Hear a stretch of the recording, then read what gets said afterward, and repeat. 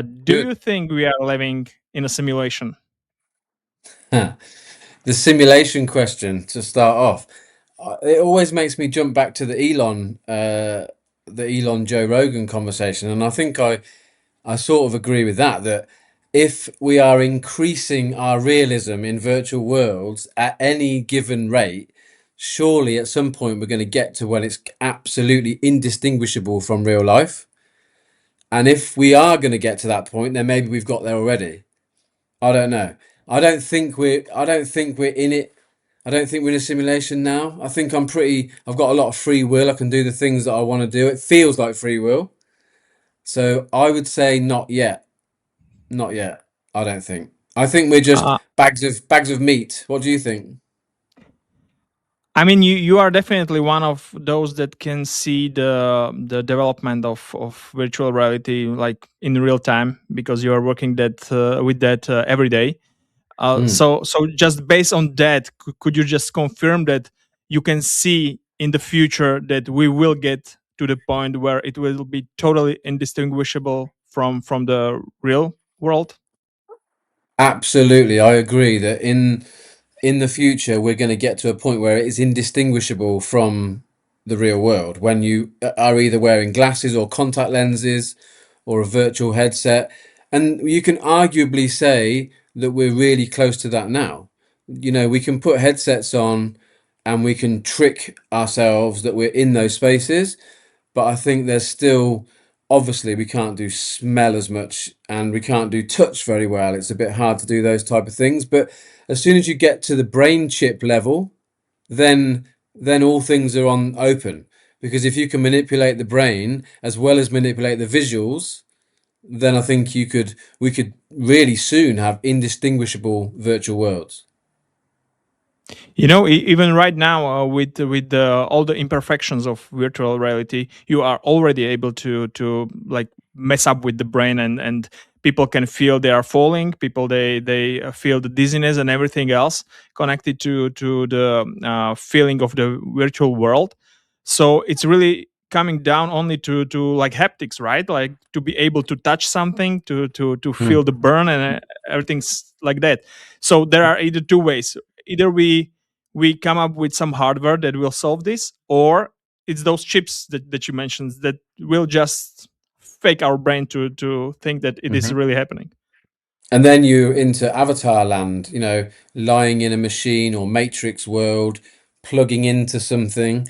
It feels very much Mhm. like you would go towards that type of thing with Neuralink. Elon's Neuralink seems to be making progress all the time. Mhm, mhm. So Anything yeah, crazy that Elon is saying, I still think that this is one of the very deep ideas from him about the real possibility that we are not living in a base reality. That yeah. really interests me. You How do do you you? feel about that? About how do you feel about that? What if somehow we would be able to prove that we are not living in a base reality? We wouldn't be able to like experience the base one, but just the realization that we are a simulation. We are living in a virtual world. How would that I make you think feel? I think it would be a bit. It would be massively chaotic for a lot of people because people have based their lives in this reality. For me, I don't know. I would try and have things not change my outlook on things, but then it would. You'd think that who's controlling me? What am I? Is my thoughts my real thoughts? But then this is going to happen as we start wearing glasses and seeing virtual objects placed in our real world. Then you're already blurring the lines between what's real and what's not. Um, I don't know how it would make me feel. I'd probably have to have a bit of time off, and I don't think you'd be doing any work and stuff. You'd just be focusing on exactly what you want to do. It's a bit like the UAP, UFO conversations at the moment. If that type of thing, the disclosure comes out, if that gets proven to be that we're not the only intelligent life form. I don't know if you've seen Age of Disclosure, but there's a documentary out at the moment that's doing the rounds, and with Congress doing a lot of revealing of different classified projects. If that comes out, that's going to be close to the feeling that people are going to have to do with, are we in in a simulation or not, or is this reality? Because we've been brought up our whole lives thinking that there isn't aliens and stuff and UFOs, and we get told that that's wrong. You shouldn't be thinking like that. I think that's the tester for changing people's opinions about reality. Let's test it first on UAP. Have you noticed that like majority of people don't really care? Like I have seen those videos. I have seen the congressmen and congresswomen talk about that. There were multiple speeches about how they did testing and how it's confirmed that we don't know what it is with all those UAPs. Isn't it strange that people don't care? I think it's fascinating, and I've heard the same thing. People seem to not give it much time. Maybe they'll only give it time when it affects them, when it affects their life. I think everyone still thinks it's not real. Everyone thinks, no, this is not a thing that I have to deal with now. It's as if the mainstream media has to cover it for people to believe it. If you see it on anything other than mainstream media, people still, I think it makes people makes them feel nervous and Hmm. uneasy. They don't like to Hmm. think about it. It would be a strange feeling for people to have to deal with. I have a theory because we are in Slovakia. We are pretty much a corrupted country, and it's we have this saying that if you tell regular people that some politicians stole like €1 billion or whatever, Mm, it's in they cannot imagine it. They don't know how to perceive it, or how to mm, understand what is €1 billion, right? But if you say somebody that somebody stole a bicycle, that's a freaking crime, mm. right? So Or your could it be amount the in same with tax. UAPs? Yeah, Yeah, could it be yeah, the same with maybe. UAPs? Like people just cannot understand They the can't hugeness fathom of it. this. Yeah, they can't fathom it. I think someone said people would only start believing it if they could come along and touch or feel something that had a different, I don't know, force field around it or something like that. I think people need to feel it and see it. It's a bit like you say the monetary thing. People don't understand it until you say to them, that's your whole year's salary wasted on a project. Then they understand it a bit more. It relates it more to them. So potentially, yeah, UAPs. I mean, they've moved from UFOs to UAPs. The name means it could be anything. Yeah, Unidentified aerial phenomena, I think, is the thing now. And that just can be anything. It could be a feather falling out of the sky and someone says it's UAP. So that's totally it's true. so broad. Yeah, we have a Really broad. question from Luke here, and he really might just fuck up our conversation. Like, what is reality? Do you have any explanation for that? What is reality? Well, I guess it's very subjective, isn't it? What's reality for me, or what's reality for you? My reality at the moment is always been creative and making things, but reality is what you see through your eyes and what you touch with your hands and what you walk around daily. And we're driven by gravity. We can't go. We're on the ground. We can't really fly. So our reality is, I don't know. It's for me, it has to be creative and fun and happy. I can't really deal with too much of reality being sadness, sorrow, because there's so much hurt and sorrow and pain in the world that you have to, for my reality, focus on the fun and the creative and the happy. But I think it's very subjective. People definitely start with some deep questions, don't we? Straight into UAPs, and I did not know the conversation was going to go like this, Michael. What did you expect? No, but as you mentioned, the term reality is very subjective, and that might be actually the case. Like for everybody, the reality is something different. And as long as I'm concerned, I think that the reality is anything that your brain is experiencing, and it doesn't really matter whether it's Mm. physical or virtual or anything else. Just Anything exactly what your mind and your brain is experiencing. That's your reality. in that moment, Yeah, in that exact exactly, moment. Yeah. exactly. I think I now, have now. I have one last deep question because I just stumbled upon one video and I wanted to ask whether do you know the term quantum immortality? Immortality, quantum immortality. No, and I don't really know too much about quantum computing either. Okay, okay. So it comes back to like 1957 from Hugh Everett.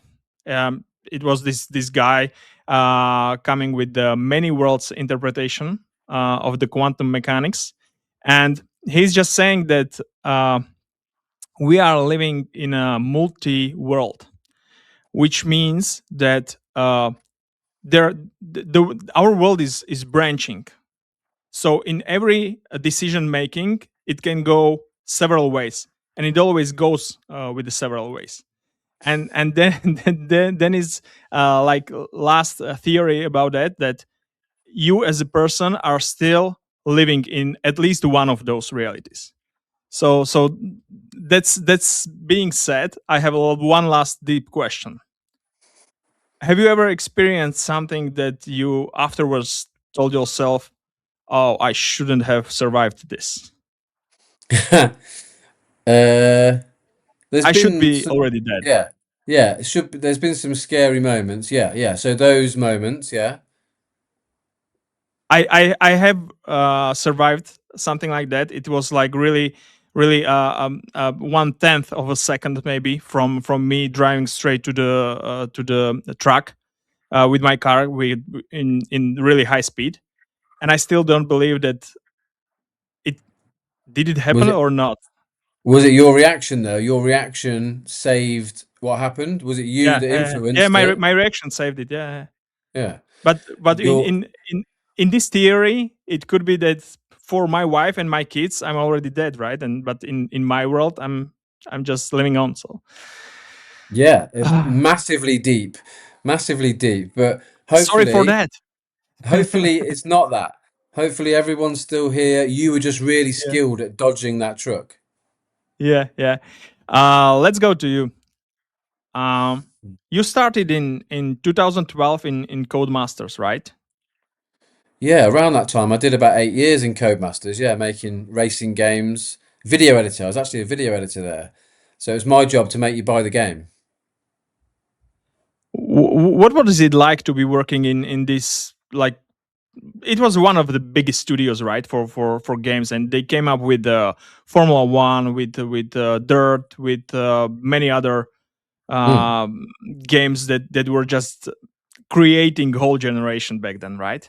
Yeah, it was like a dream come true. They would pay me to travel around the world testing computer games to start with, and then I ended up making the video trailers. So my day would consist of going into the office, sitting down in my own little private room with a controller and about five machines, and I used to crash all the cars together in Formula One, grid or F1, and then I would be able to do the replay. I remember, if everyone knows about flashbacks, it used to be called a flashback inside Codemasters, where you could reverse time and rewind time. And I used to crash the cars in a spectacular way and then reverse time, but then detach the camera from the car, and now I can move the camera anywhere I want in the 3D world whilst we can Okay. move time forwards and backwards.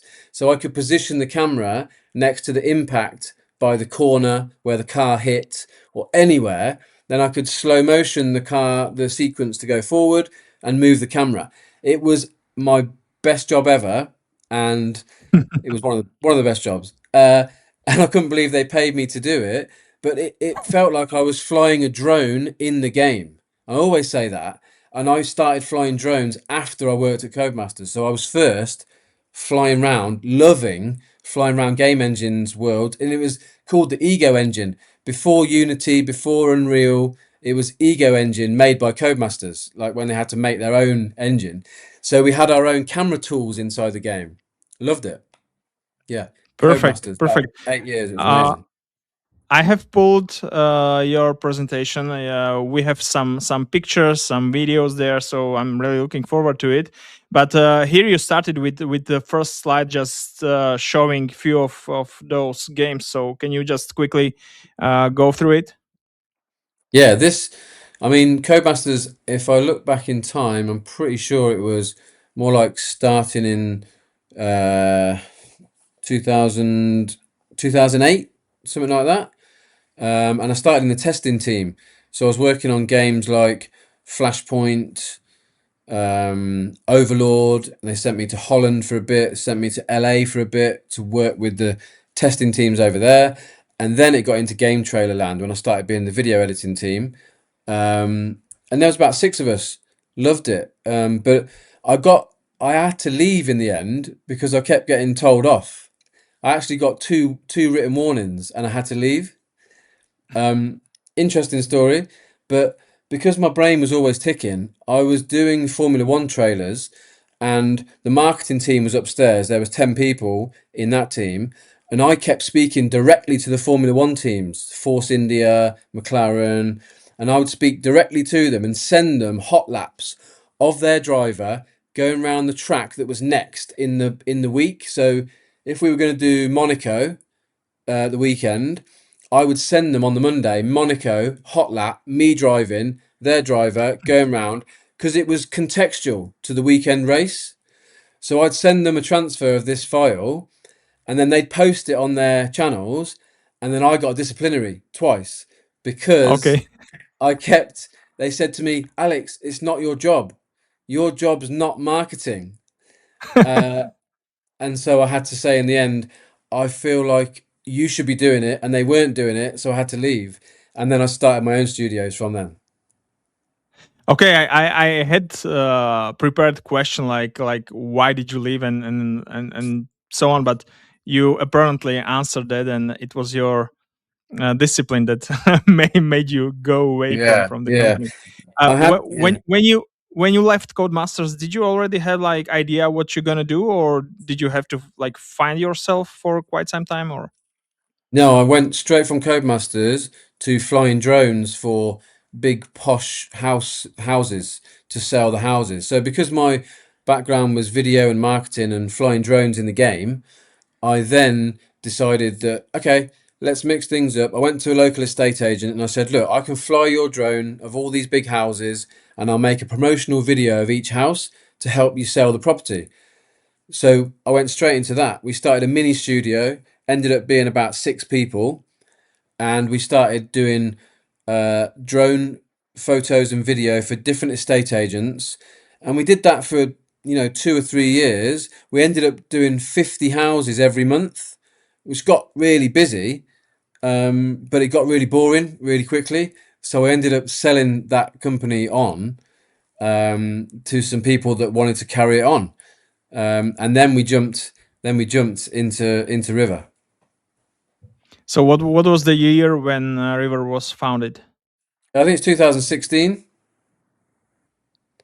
Yeah, Company's House. Uh, I think it it, goes back 2016. it it says on your profile that you are co-founder. So can you just quickly tell us who is your co-founder? Yeah. So there's quite a lot of people in this slide, but I started it first of all, and I was 50-50 with my brother, and we started the company after doing the houses.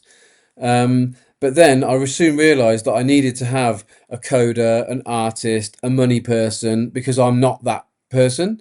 So I ended up giving away percentages of the company so that I could get more people to help me. It was my first time doing it on my own. Um, and I'd probably do things differently if we did it again now, but that's how it started. And we managed to get a really good team around us. And now there's, I think, about 18 staff in the company. But now there's 7 directors in RiVR, so quite a few. But that's just how it started. It started because I needed people with different skills. I didn't know how to do retopologizing. I didn't know how to do the books or pay people on payroll. It was not my thing. So I had to get some good people to help me with that. It looks like most of the people are directors. So is there anybody who is actually doing the job, or? Yeah, there is a lot of directors, but we do have a video team and a link team downstairs as well. Um, it, I think the next slide will show you some of the things that's kept the team really busy for the last sort of 5 years. I was absolutely fascinated after doing houses. I was fascinated with photorealistic VR. And do you remember, Michael, on when the Vive came out and there was the lab, and you can go and test inside the lab on the Vive? There was some photogrammetry scenes on there that were like standing at the top of a mountain and having a little look around in a headset. But the main one that got my attention was called realities.io. They were a company that made a virtual reality application on Steam. I think it was probably free, but it took you around the world and it put you in a VR headset into photogrammetry scenes. And that just grabbed my attention straight away because I felt like I was inside a video. I felt like I was back in the game engine at Codemasters, but I was in a photorealistic world. So I then started talking to friends in the fire service, and I was seeing how they were doing their training. And they used to, and it always makes me laugh, but they have containers where they dress the containers like a kitchen or like a front room, and then they burn the container. And after they burn it, they send their recruits through the burnt container to see how the fire affected, how the smoke, how the sofa burnt, and things like that, so they could find the cause of the fire. But they're not allowed to touch anything. People were told don't touch anything, but in the real world you can move things, so you can find out where the fire came from. So I said, let's use photogrammetry and scan all the objects. There's about 70 objects in this room. Let's scan one by one, put it inside Unity, put you in a headset, and now you can just reset the scene whenever you want, and everyone can touch everything. And so that was the Mhm. first product. That was the first product that RiVR made, and it was probably a little bit ahead of the time in 2017. People were not ready to wear a Vive headset and attach it to a PC and do their training. Although it felt amazing, it was not the thing. Only now do we see people taking that up more because it's standalone now. Because we're on Quest Mm. 3 and all the other standalone headsets, it works better. But it was a real struggle to try and get people to buy a computer, a laptop, a Vive, the lighthouses, and set it all up. But we used to do it. We used to go around and set up this training for people. And then that led to doing uh, photogrammetry scenes for the Home Office and DSTL. They used to ring us every year and we would do like a crime scene or a major event, a major terrorist attack. They would recreate it inside virtual reality, photorealistically, and then put their trainees into the scenario. And that started going for a while. It kept going, it still goes now. But the main thing that came out of that was every time we did a burn, we filmed it in 360 video so that people could see how the fire started and spread. And that's where we spawned out of it to show RiVR Link. And RiVR Link is Mhm. the next piece of software that RiVR made. We carried on making the photorealistic interactive scenes. So this is RiVR Investigate. We did it in a green screen so that people not inside VR could understand what's happening. And this was just wireless Vives in a studio, but we had Unity making the build live, compositing it at the same time. And this is Jason Dean. He designed the experiences for us. So here you are walking into the burnt container, and above your head, we're given torches and cameras so that they can pick up the tools and use the tools as they would in the real world. So here's the torch, Mhm. and you can shine around and look at all the burn patterns. This was a real burnt container. We have a facility where we burn them and then scan every object from in there. But it allows you to evidence the item or move the light around, everything that you do in the real world to try and find the causation of the fire. And obviously, with this, you're not breathing in all of those carcinogens. So it was really good for the health and safety side of it was great. But now we've got 7 scenarios and we sell that on a license fee. So that just goes really well. And it's on standalone headsets now. So you don't have to have a big Vive to do it. Mhm. But yeah, How many similar scenes did you have, or was this only the one scene for the particular need, or how did it no, work? we had 7 different scenarios, and we make one new one every year as we go along. Um, because the causation is very different from a house fire to maybe a warehouse fire, so we had to recreate different scenarios based on the firefighters that gave us the input. They just told us how they do their training now. It's the same. It's the same everywhere, really. If you can copy the dangerous, expensive training and bring it into a headset, works really well for people to buy it and not breathing in all those carcinogens. Um, so room scale stuff works really well, but the if I have to be honest, the biggest thing that sold the most is Riverlink 360 video. Literally 360 video is where the market has allowed us to grow, because Hmm. room scale training is a lot harder to deploy. And if I remember right, you are actually able to teach your clients to do their own videos, right? And to create their own experiences. Yeah, what we found with the photogrammetry scenes, we had to make them. You couldn't ask the client to create the photogrammetry scenes and then give them to us. And so we had to always go through a long process to make a new scene. It would take quite a while to make that scenario. So they wanted a quick way of capturing their crime scenes, their fire scenes, their road traffic collisions. And this was just the sort of time that, do you remember the Samsung Gear 360 camera came out? And then there Hmm. was the Ricoh Theta 360 camera. We started playing with those, and then the GoPro Max, or I think it was Fusion. GoPro Fusion was the first one.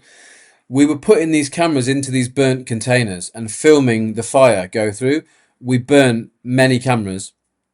In the desk at the office, we've got burnt 360 cameras lined up because they just got melted. But we managed to keep the memory card out of them.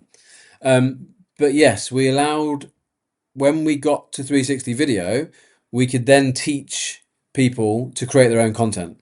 And that's where it started really being beneficial, because people would capture their own crime scenes, their own car crashes, or the military. They used to like capturing their own military exercises, and it was all private. So we couldn't put it on the internet. It forced us to make a piece of software called Riverlink that synchronizes the playback of their user generated content.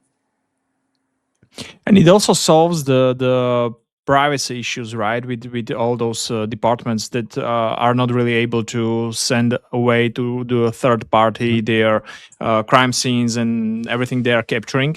So if they are Yeah. actually doing their own scenarios and just documentation, it Mhm. also solves this issue. Yeah. That's one of the main things that they said to us every time we'd work with them. They said we can't put anything in the cloud. There can't be any conversations going um, from the training through the cloud, and it has to be easy to use. So we ended up designing a box, a VR headset box, in all different sizes that has a router built into the box, and we have power in the box as well. We probably got a photo of that to show, but yeah, this is how we allow people to make their own content, because they can't make their own room scale content. We allow them to make their own 360 video content using this box. And if you see in the bottom right hand side, there's those 2 arrows. There's basically a capture kit there. So we sell them a capture kit with a 360 camera in, with loads of batteries, loads of memory cards.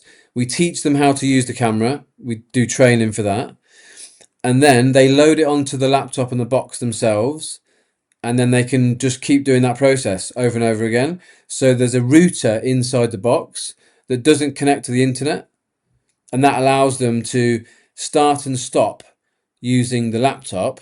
Comes in the box as well. Everything's in the box. If you put the power to that box, you could do training for 20 people in the middle of a field. And then obviously everyone said to us, Alex, I've got a Pico headset. Alex, I've got a Quest headset. Alex, I've got a Vive.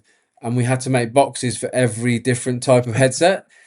And there's charging in the box as well. So we had to work out which ones were USB-C, which ones were micro USB. Now it's all seems to be a bit USB-C, but What's the what's the biggest challenge with this, Alex? Because I think I have seen several companies, especially from China and from different parts, but especially from China, selling these boxes with VR headsets and so on. But I don't think that actually assembling the box is the main value added there, right? So what is the biggest challenge? if you go to a client, they'll say straight away, yeah, but one headset costs £399. Why am I going to pay this price that I'm asking them to pay? So justifying the cost of the box is a hard thing to do. But then they come back to you to want one after they buy 6 headsets, and they realize they have to have like a snake's wedding on the table just to be able to charge the things up. Hmm. And so this really helps with that because there's a cable just for each headset, sits nicely in the box. And there's a router in the box, which means you don't have to connect to a Wi-Fi. So the amount of times I've dragged this round shows and I've pulled up at people like Canon, and I just put a headset on someone at Canon and it links straight away. I can show 4 people without any Wi-Fi setup, headset on, press play, go. I can pause it and I can highlight things on my laptop. It comes into the headset, so people can all see what I'm looking at. So You everything know, is synced, right? Everything is synced. It's not like everybody has their own autonomous like experience, but it's all synced, right? yeah, correct. 360 video, and that can be 3D video or 360 flat, all synchronized, all on the press of the button by the instructor, play, and it plays for everyone at the same time. Pause, pauses it for everyone, or drawing on the screen allows me to write something in front of everyone. If I press stop, we all jump out into a theater and we can see a 2D screen in front of us. And on the 2D screen, we can play 2D video, synchronized, 2D photos, synchronized, or we can jump back into 360 or 3D. It's a controlled classroom session. It's designed to have an instructor alongside it. And I can say that to loads of people, and people will say, "Oh, well, I want my users to be independent and walk around the space on their own." Really, they don't. We that installs like that are hard to do. If you install 6 headsets, room scale, and then say go, you're going to have people crashing into each other.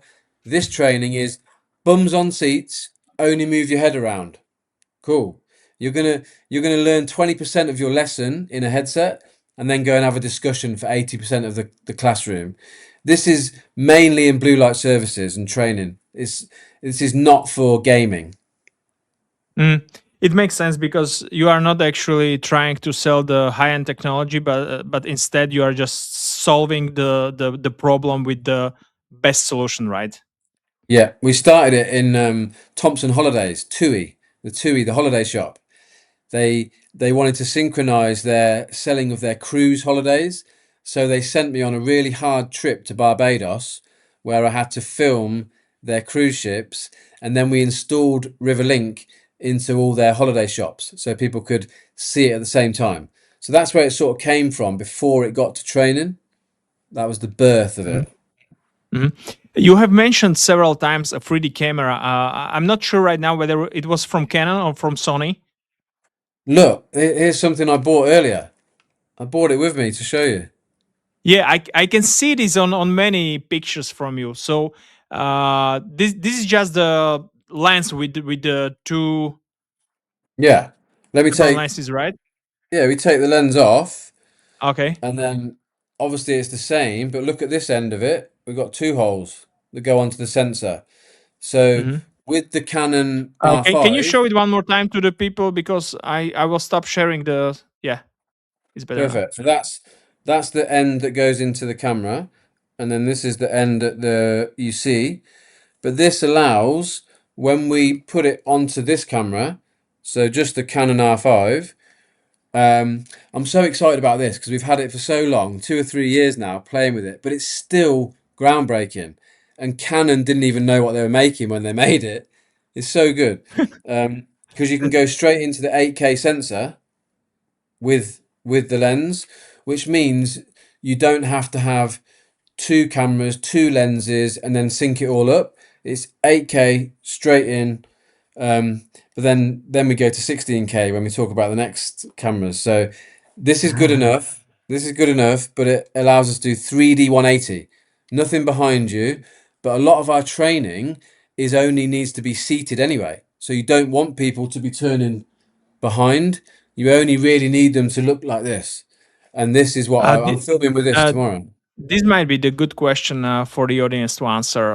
Like what is the fundamental difference between capturing the scene with 360 camera compared to this 3D camera? Yeah, good question. So 360 camera, imagine this is a good test for everyone. Close your one eye like this, close one eye and look around the world like that and look behind you as well. That's what you get when you shoot with a 360 camera. You get the same image in both eyes, and that's it. With this one, you get a different image in each eye and you can't turn around. If you turn Okay, around, there's black. so this is still like 360 image, but from two different positions, and your eyes are then perceiving the depth of the scene better, right? Is it It's correct? 180. It's 180 image from Okay. each eye, and then they're put side by side. And then if you close one eye and open another eye with this camera, you see a slightly different image, like you do in the real world now. So this mimics the human eye more so. There's still nuances to do with focus, which we can't do just yet, but this for me is the better, more immersive option than viewing the world 360 flat. I call it 360 flat or 3D 180. And if you look at a lot of Apple's content on the latest headset, 3D 180. You can also do 360 3D, but it's a bit of a bigger thing, and I Are don't you really referring think. to their I don't know how they call it, but is it like a spatial video, or how do they call it when you can see it on a Apple goggles with American football? I think they were shooting with that, right? Yeah, that was shot on this type of camera, 3D 180. But Apple have done a clever thing as well with the iPhone, and they've used these two cameras, which if you see against this one, you can see the similarities. What they're trying to do. Apple have one called spatial video, which is shot like this, and then immersive video, which is shot like this. And this one, spatial video, puts it in a window, in a box, in a frame, inside your Apple Vision Pro. That is 3D. So you do get, it adds a little bit of depth, but nothing comes out of the frame. But with this one, your whole 180 vision is a 3D image. But with spatial on the phone, everything outside of the box is your mixed reality environment, whatever your world is. Okay, And you can, so the videos or experiences that we can see in Apple Provision from the American football or from the football, these are done with the immersive videos from these yes, cameras. Yeah. yes, yeah, yeah. Uh, are those exactly those type of technology, or they have like very special something They have a else? they have a bigger version of this camera Uh, that's called made by Blackmagic. So Apple okay. worked with Blackmagic to make a camera called the Ursa, and that does 16K. One of these goes into each sort of 8K. It is a bigger than this sensor, and I've had a play with that with Hugh and Keeley came over from LA and they brought the camera with them, and we did a lot of filming with that camera down in Warwick Castle, filming the knights having fights. And that's some of the Mhm. projects, some of the future projects. Uh, can we go more to your showcases and what you guys do, because you have excellent content that I really enjoy watching your posts and also from Thai. You are always giving out great Yeah, videos. massive shout to Mr. Ty because he is the guy that follows me, and we go everywhere all around the world together, poking people and trying to get people to have a go on our experiences. But if I just sort of start it by saying that although RiVR is a virtual reality company that makes experiences, there's probably 30% of the company comes from innovation that we do in the historical world. So we do quite a lot of tinkering, if you like, and working out what we can make in the innovation world using the historical side of things that then sometimes plays into a product that we might see come out of RiVR. That's why a lot of the projects that we deliver, they're much more passion projects, history and stuff like that, especially with augmented reality. And I'm on a bit of a rant at the moment about augmented reality, Michael. It's frustrating watching people deliver historical projects that are not augmented reality. Feel free to explain the difference and why you are right and all the others are wrong. When we talk about this is what I would definitely say is augmented reality. And it's a historical piece that we created in the museum in Warwick. But the idea came from going to Apple Park.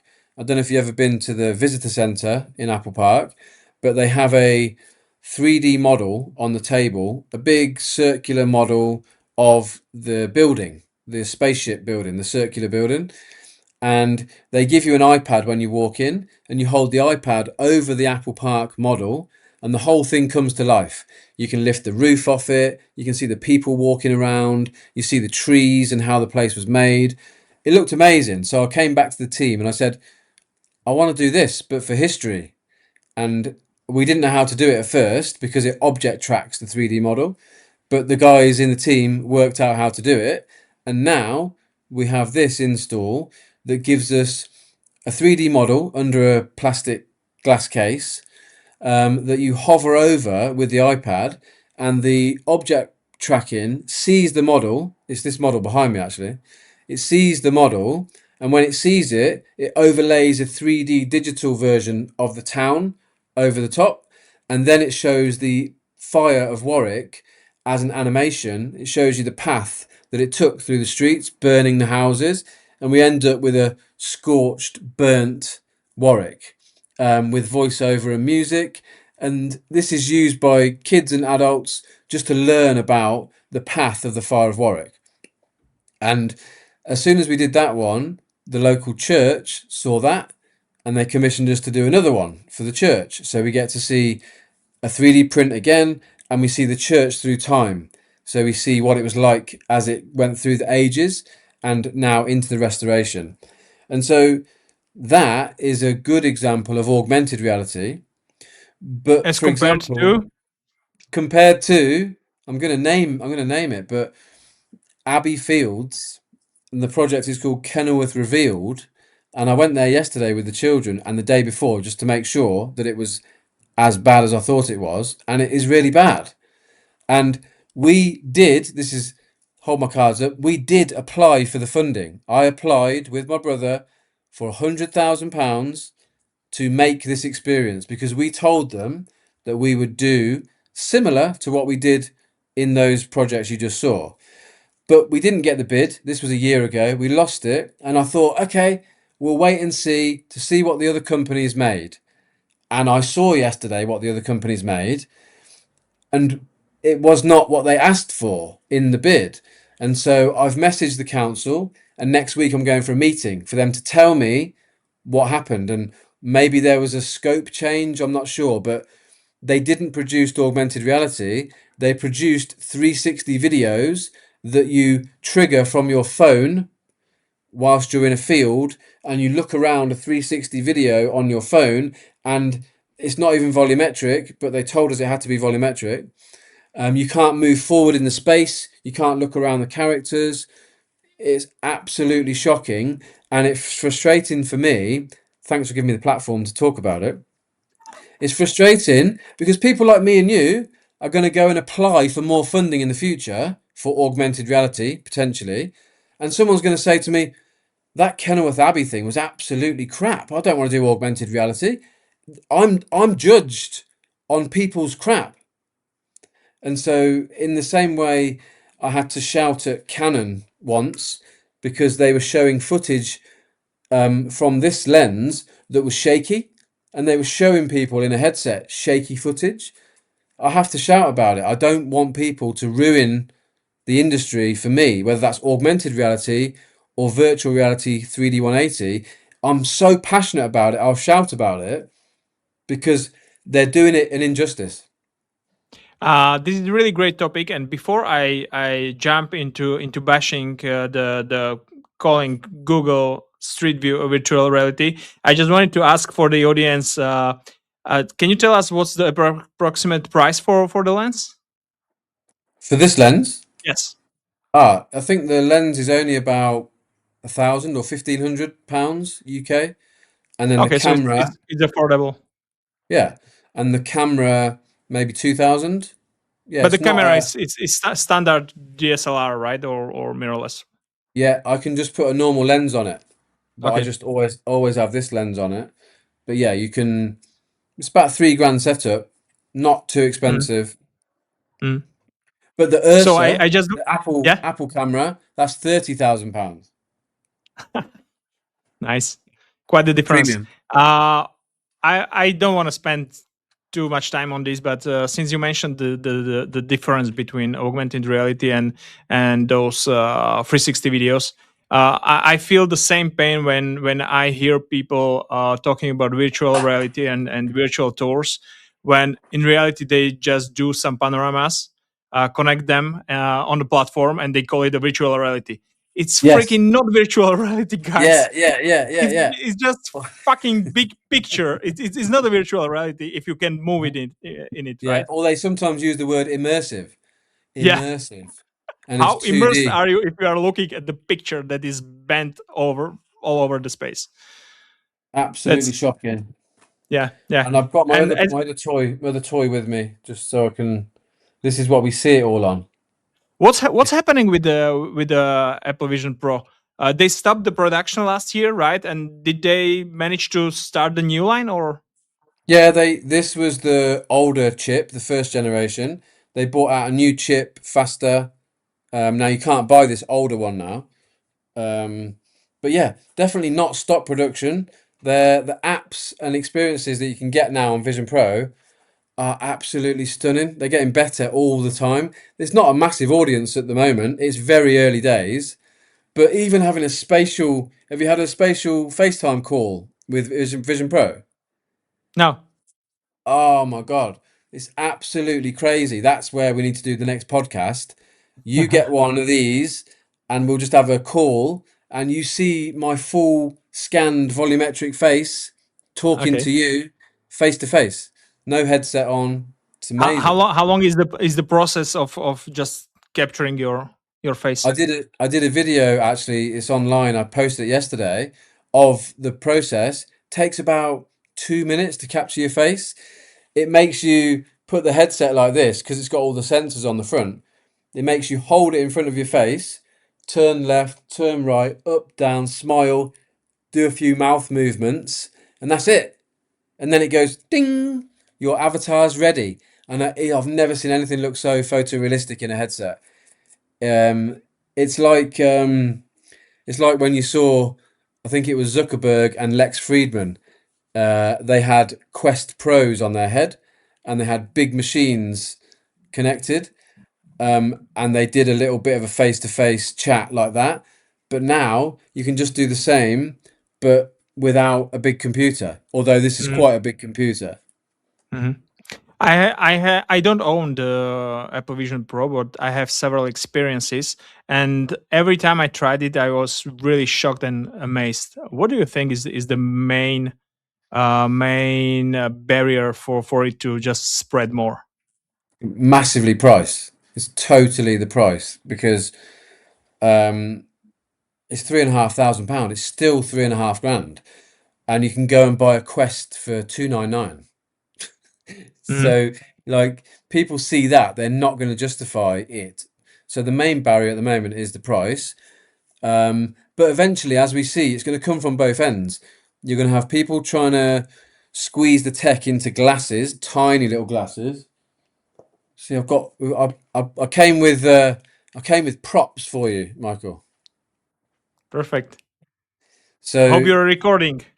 yeah, I'll start recording in a minute. Yeah, but they're pushing from both ends. So you got this and these, and then we're going to try and meet in the middle. That's what's going to happen. Eventually, Apple will make something like glasses that is like, for example, the Oakley glasses. They've got an Oakley version instead of the Ray-Ban version. I am now recording you. So basically, yeah, glasses are going to be the outcome of this, will eventually be in these, and I'll be able to shut out my vision. I call it lock off VR. You'll be able to lock out the world and look around normally, and the same thing that you do in this, but this will be much more acceptable. But I think just touching on these, I'm I'm not up for. I don't want images in my eyes. I don't want notifications on my face. I don't want it. Some people do want that. But even with Apple Watch, I turn off all my notifications. Even with my phone, look, no red dots. I don't have any notifications on any platform or any watch, so I definitely don't want it in my eye.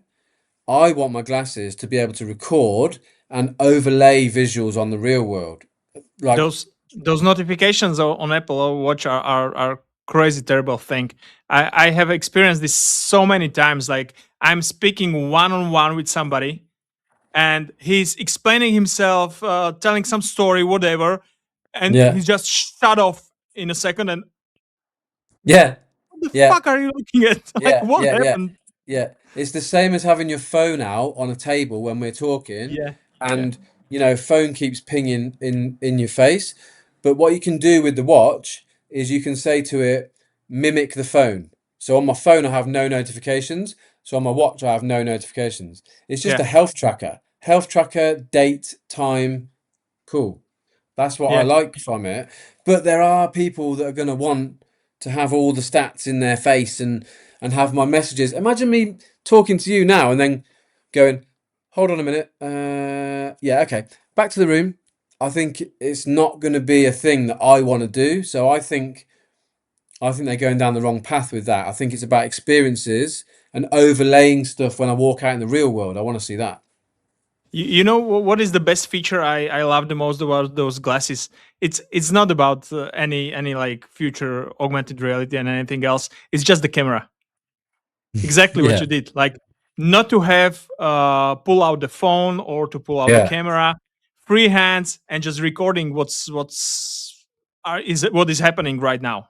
Yeah, it's amazing, and I obviously I do quite a bit of video. It's always been my thing. And when you show your hands like this on this camera, now it's filming. As soon as you show your hands and you do something like I'm holding this headset, Yeah. people watch it more. People look at it more because it's a weird angle. You don't normally see two hands in a shot. You normally in It's a a weird phone, angle and at the same time it's very familiar because that's yes. what they are experiencing every day. Yeah, yeah. It's that. It is unique and familiar. Yeah, Yeah. for the Yeah. people. And I grew my TikTok channel really well with these glasses. It's gone over 100,000 just because of everything I film on these. And then I did the same on Facebook Reels. Instagram doesn't do it, but yeah, they're growing really quickly by just showing I content. remember you did also some scanning, right? Photogrammetry with those glasses. I tried it. I tested to see if we could take frames or we took the video from the glasses and then put it into software to try and make a 3D model. Just not, it's not great. It's not amazing, but it's good to test. It's good to test it. It's not there yet. What I think you're talking about is with the Quest. With the Quest 3, I did capture with the Quest 3 on my head. That's HyperScape. And we were doing the Gaussian splats in Facebook's HyperScape or Meta HyperScape, and that is where you wear a headset. I've got that Okay, headset as well. If you want I me to am show that. interested. Yeah, I am interested in this, but before that, I wanted to ask about your experience with or whether you are continuing or not with the Sketchfab business. Ah, I remember you have sold so many hamburgers on a Sketchfab as a 3D models. yeah, that is good, and dead pigeons as well. Sold loads of dead pigeons. Um, Is Maybe I is should it like a hot explain. market, dead pigeons? Yeah, yeah, they sold about one a month. One a month. Do you want me to explain what that means? Yeah, please do. The I think Michael's referring to probably where we met back in that sort of thing. We was doing a lot of scanning of different 3D objects, but I was using Polycam as the app, and I was using Sketchfab as the upload. And Polycam is a application, nothing to do with me, just a good application on the phone. And I used to scan every object. Either I was eating a dinner, or I was scanning a room, or a historical artifact. And in Polycam, it let you upload directly to your attached Sketchfab account and sell, which was amazing. I had to do no cleanup, no simplify, no retopo, just direct straight to Sketchfab. And it let you do it and put a price tag on it. And then I spoke to Alban when Alban was there at Sketchfab, and I was like, "Can I have a pro account, please? Can I have a pro account?" And he got Tyrone one as well, and so we didn't have to pay any fees, and we were just selling items. And we would go back to our Sketchfab at the end of the week and have competition, see who could sell the most 3D objects. We would upload the objects, and then people would buy the burgers, the dead pigeons, the plates of food. They'd buy them and download them and use them in their game, or their Unity project, or their 3D scene. I guess it's quicker to pay $5 for a pigeon than it is to model the pigeon. I guess so. I guess so. But it all stopped. Before, It all yeah. stopped. It Before all we jump stopped when into Epic bought. HyperScape and MetaQuest and your experiences, I just wanted to do a quick commercial break Oh, good. because as the last year we are doing our 3 days conference also this year. It's going to happen on 5th and 6th of May. It's going to be in Prague. Last year was a total blast. It was absolutely amazing. We had top-notch speakers. Unfortunately, Alex refused on the very last second because of some conditions, but we will discuss his presence for this year. But this is just the invitation. It's a really great event. This year we will be focusing on Gaussian Splatting. So if you are interested in that, make sure to come. We will have great speakers, great people with a lot of skills and knowledge around the topic. So all the information you will find on freedice.com. And I think it's still in early birds phase for last few weeks, I think. So make sure to secure tickets. I need to put it in the diary so that I'm definitely there. Perfect. So let's go to your experience with HyperScape, because I have seen so many videos, so many. I have not experienced this. I just cannot justify buying every shit I see out there on I'm on addicted. I'm LinkedIn. addicted to trying the new technology. So as soon as I see something, I'm like, I need to try this. We even had Meta got in contact with us and said, Alex, can you do some testing for us? So I was having calls with Meta, and I was saying the pipeline's a bit slow, the upload's a bit slow, and they were tweaking things. And it's good to chat with them. But Hyperscape is basically in the same way I got really into Polycam because I could use my mobile phone to capture photogrammetry and then sell it. This allows Hyperscape, Meta Hyperscape, allows you to scan an environment using your headset. So imagine you're in your front room, your office, your kitchen. You put the headset on and you open up Hyperscape and you walk around slowly in your environment, and it does it in 3 stages. First of all, you get the geometry of the room, basic. Then you do detailed capture, and then you do the roof capture.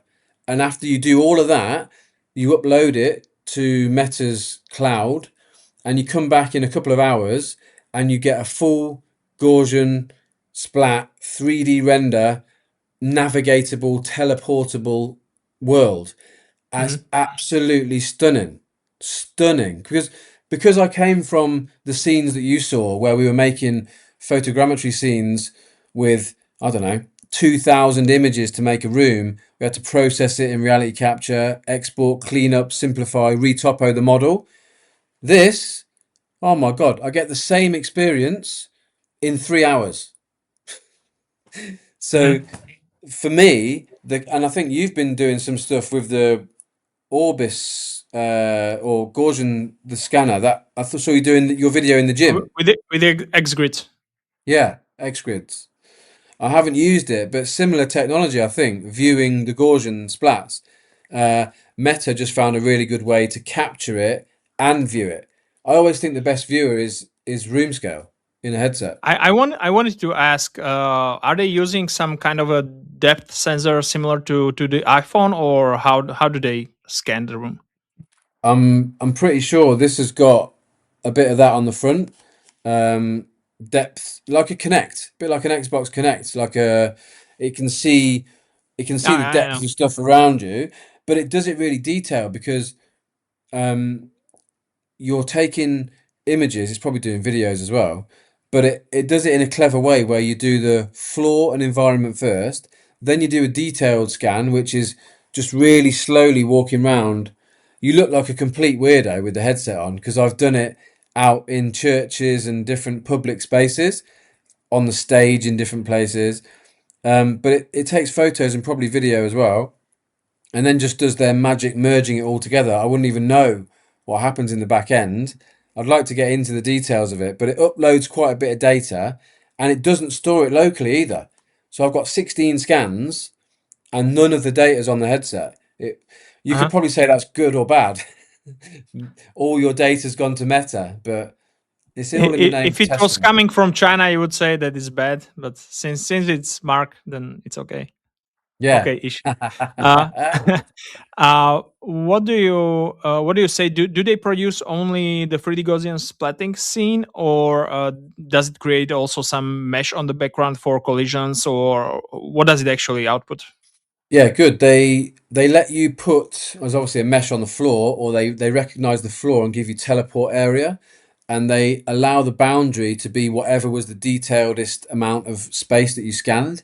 So you don't get any say on that. It just does it whatever you've sort of scanned, and you don't get to download the mesh or anything to do with it. You only get to invite people. If you had a headset, I could invite you to this environment now in a headset Mhm. and you can have a look around. But they've also made it for mobile as well. So, for example, if you went on Instagram now and went to Casey Neistat in New York, he's a content guy, he's teamed with Meta. Underneath his profile, you can click a link and it takes you to his office, his environment, scanned with a headset, but you view it on a mobile phone. Mhm. So um, that is all you can do. You can just share it with people and have a little look around the environment. You don't get any ability to download it and use it in any other way, which is a little bit of a pain. It makes me want to make my own app for the headset. It's pain for you because you are from the field, you're a professional, but for like regular people, it's like iPhone. You don't need to dig deeper and to set everything up. You just need to for it to work properly, right? So and the question about the sensor was just being answered because since you said that you can't really download anything, or you cannot do like precise measurements and anything else, then the sensor doesn't really need to be very precise and accurate.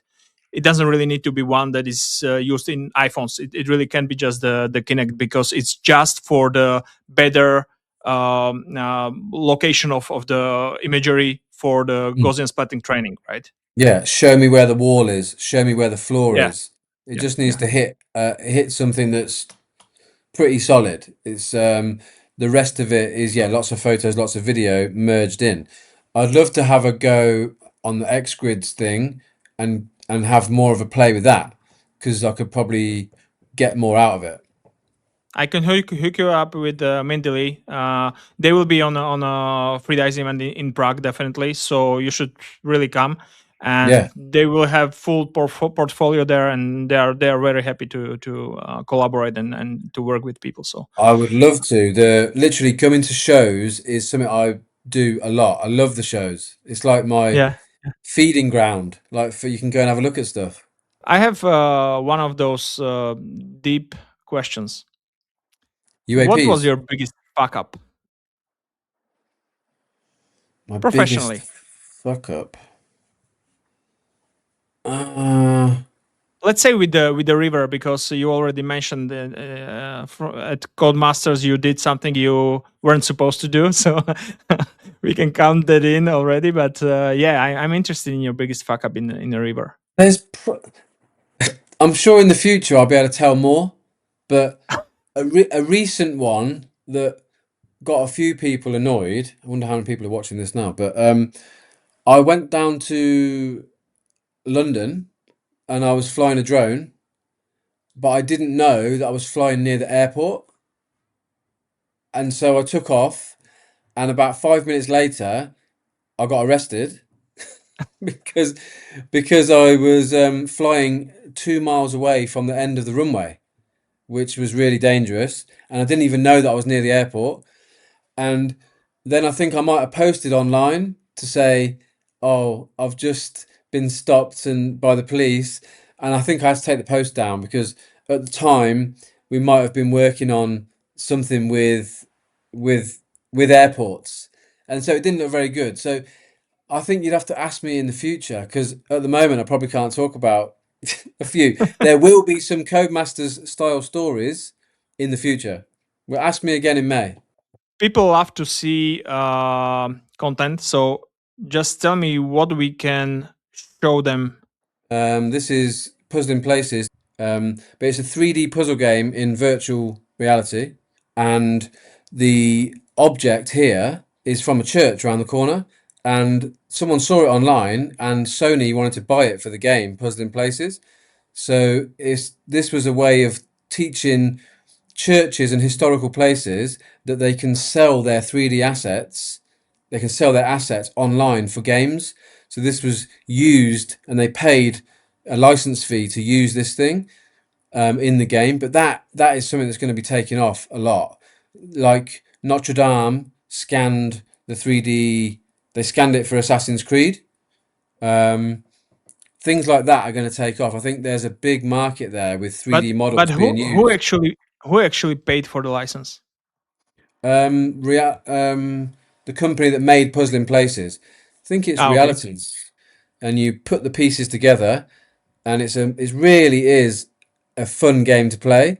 But they wanted to have a historical pack from England, so they put my model in with other 3D models, and they sell them as like DLC. So £6.99 for the new DLC, and then they also did like a London pack, but you can play this two player as well. It's fascinating to play it two player. Have you ever played it, Michael?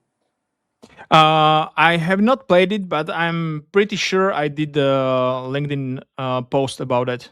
So the last three slides here, these are my next exciting things that are happening. We're doing a lot of innovation, always around the historical stuff. But you know, Guy Fawkes and the Gunpowder Plot. That is what this slide is. We've been filming using the Canon camera that I showed you about. And this is going to be a 20-minute immersive project that you download on Quest and Vision Pro that's going to have interactivity inside it. So you're going to be able to light the fuse, speak to people, have conversations, and see 3D video and walk around Gaussian style environments, but all to do with the gunpowder plot. It's very much similar to, if you ever seen D-Day, the camera soldier. That's an experience on Apple Vision Pro. I think that this is going to be the way people have and want to experience VR for 20-minute bursts of interactivity using mixed reality as well. And if Mhm. we, If you are saying you will be able to speak to people, does it mean you are going to use also like a AI chatbot or whatever? yeah, for minimal interactions. So, for example, pass me the sword, pass me the book, and then I'm having inside these experiences, people are going to be able to hand objects to you, or, for example, tip objects, tip water out of the scene into my environment. So imagine an old King Henry VIII. He can stick his hand through the screen in VR, pour his wine onto my carpet, and I'll see it on my floor. Or If you go to the next slide, imagine in your environment you have a ghost coming through your wall in your environment. That's the sort of thing we're going to be making with these. This is the Ursa camera, the 16K Apple one. For me, that's where I get excited again. My passion comes back into all of this because this could be used for training or entertainment, but it's going to be the new way to experience things. It's not just going to be video. It's going to have immersive elements coming out of the video and interacting into your world. So I think that's going to be very much my next year, is focusing on these three projects. Alex, this was a lot of fun. I hope it was fun for you as well. It's been really fun, and I'm going to hope to get there in May. Come and see you in May. Perfect. Thank you very much. Thank you guys for watching Really this. Have a great day. Thank you, mate.